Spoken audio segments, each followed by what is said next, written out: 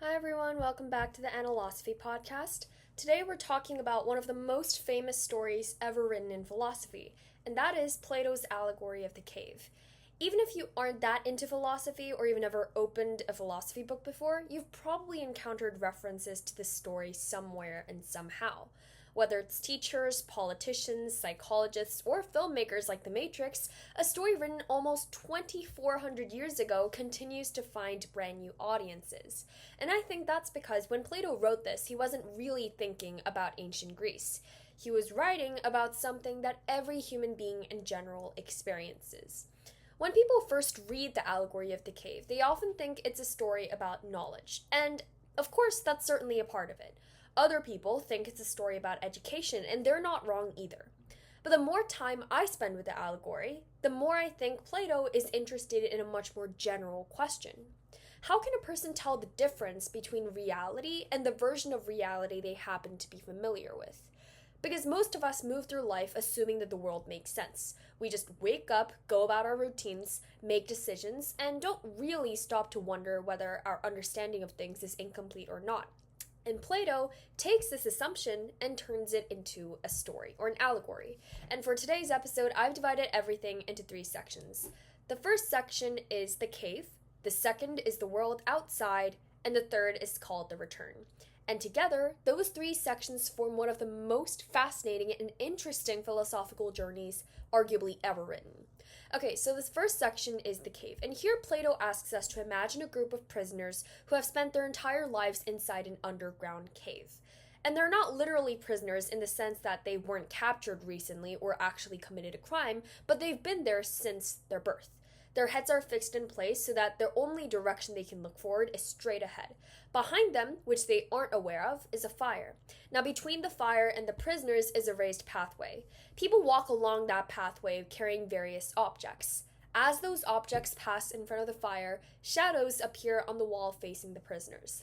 The prisoners, though, never see the objects themselves. They never see the people carrying them either, and they never see the fire. The only thing they ever encounter is the shadows, and they have been doing so for several decades. What has always fascinated me about this is how ordinary life inside the cave probably feels for them. The prisoners don't spend their days wondering whether this entire thing is an illusion or if this is real. They don't sit around discussing whether another world might exist beyond the wall. And they simply just live their lives. The shadows interact and create patterns, and over time the prisoners become familiar or become experts about those patterns. And then they develop explanations for the things they observe, which is in some ways similar to what we do. We don't really question that often whether we're living in reality, we just assume that we are because we're used to living in it. If one prisoner becomes especially skilled at predicting the shadows, the others might admire him. And if another prisoner becomes good at describing them, people might consider him wise. So even if it's just one setting, entire systems of status and recognition could emerge within the cave. Plato even suggests this directly. The prisoners reward those who are the best at interpreting the shadows.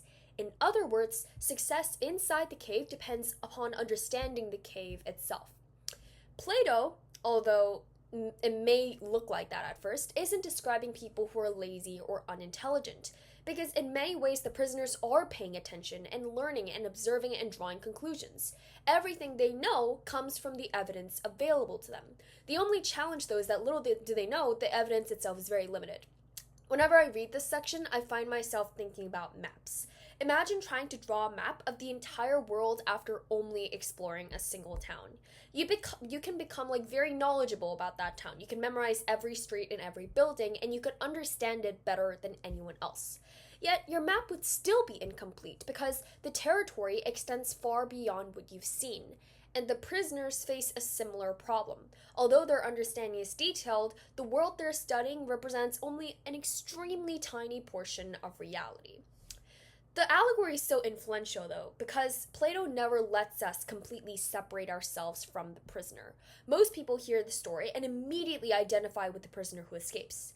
Very few people imagine themselves among the prisoners still staring at the wall. But if the story is meant to teach us anything, it's probably that every human being begins in some version of the cave. Think about how much of your understanding of the world was inherited before you were old enough to evaluate it. Like language, traditions, assumptions, customs. These things arrive long before your critical thinking and whatnot develops. By the time we begin questioning the world, we've already spent years, if not decades, absorbing these ideas about how it works. History is filled with examples of this a lot. For centuries, people believed that Earth occupied the center of the universe. Looking back, it seems quite true that the Earth revolves around the sun. Yet, for the people living at the time, the older view appeared very reasonable. Every day, the sun moved across the sky, and every night, the stars moved across the sky, and the Earth felt still beneath their feet.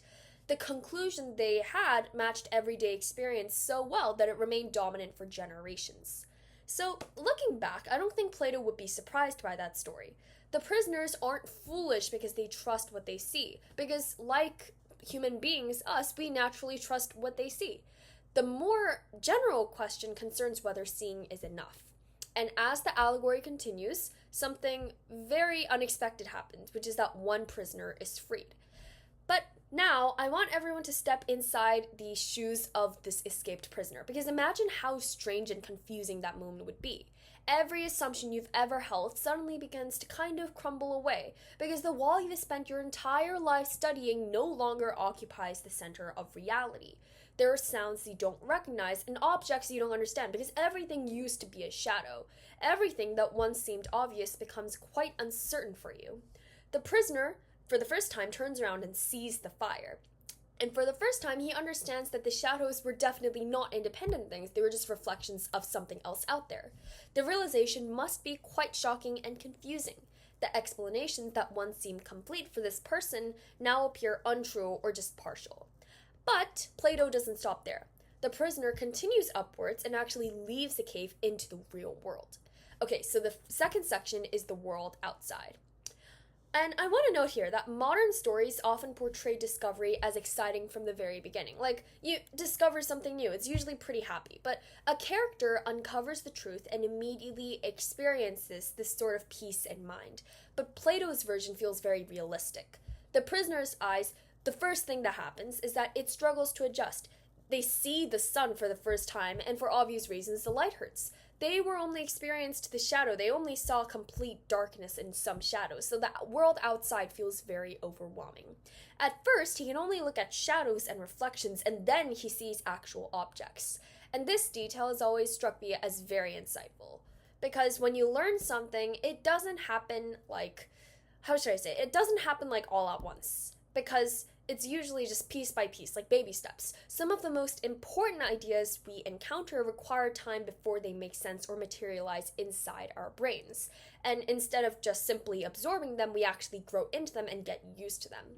One historical example that always reminds me of this process is the story of Copernicus. Now, before Copernicus proposed this heliocentric model of the solar system, the dominant picture of the universe placed Earth as the center.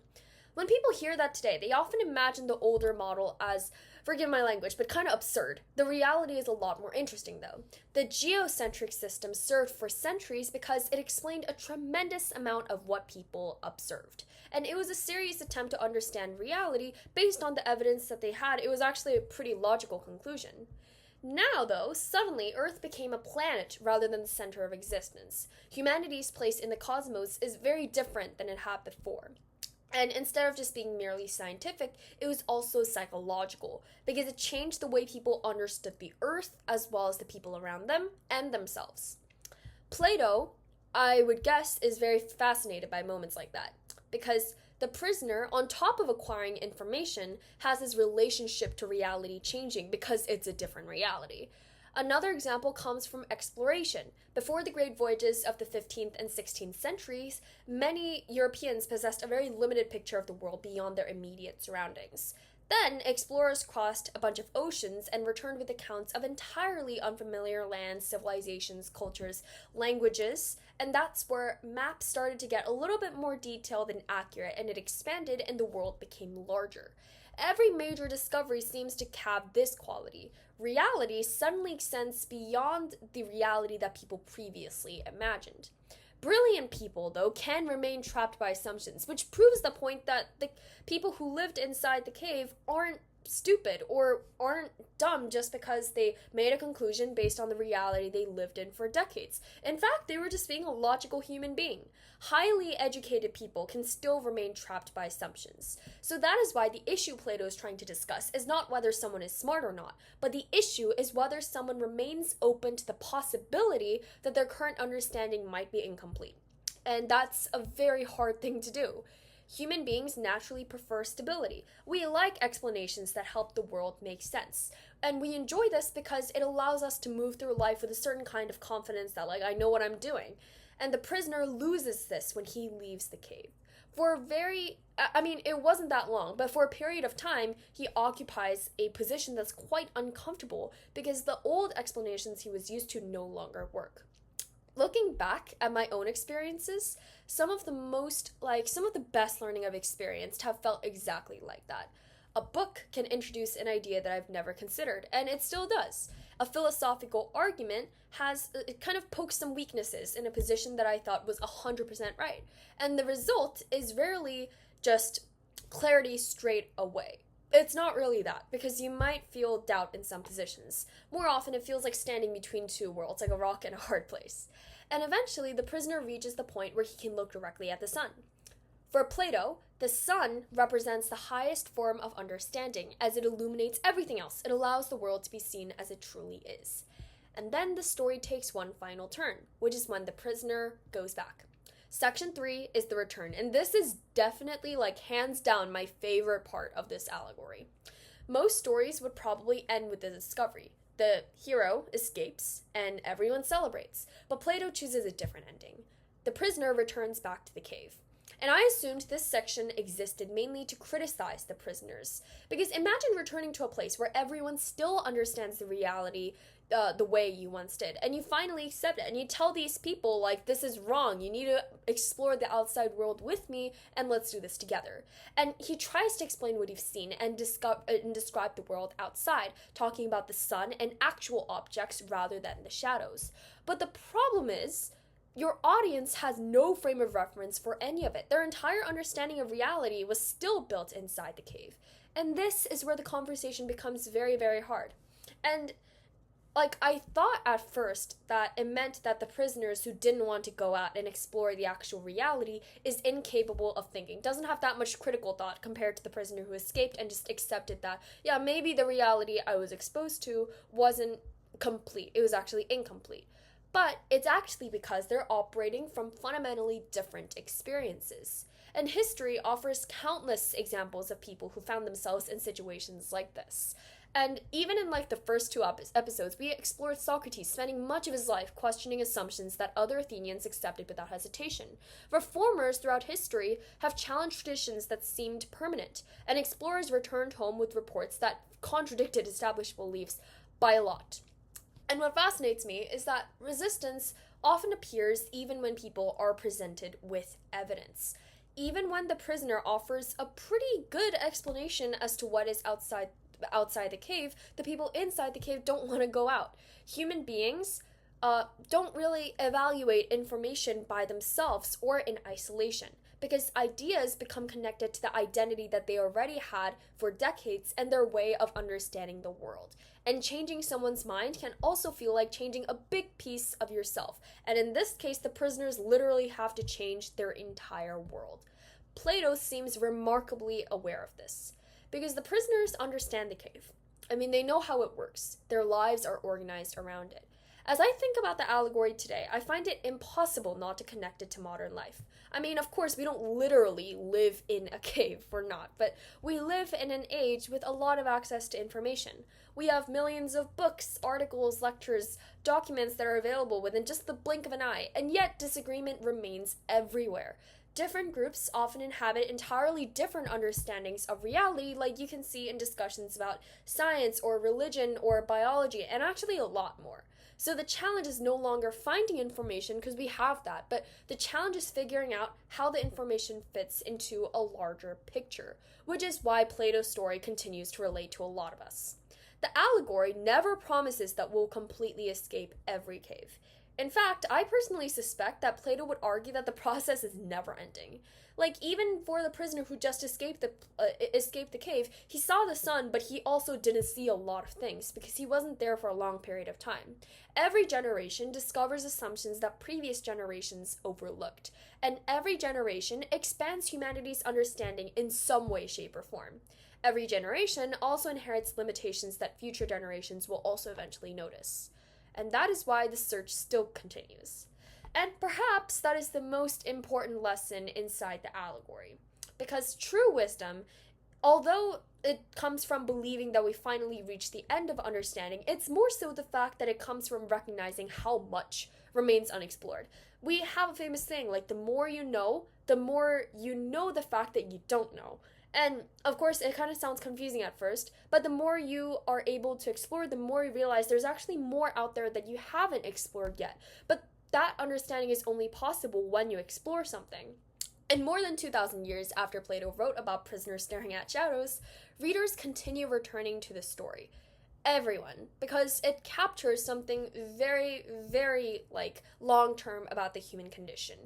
We all begin with limited perspectives, and we all inherit a bunch of assumptions. Sometimes those explanations get larger, but sometimes they are refuted. And sometimes reality turns out to be a lot bigger than we initially imagined.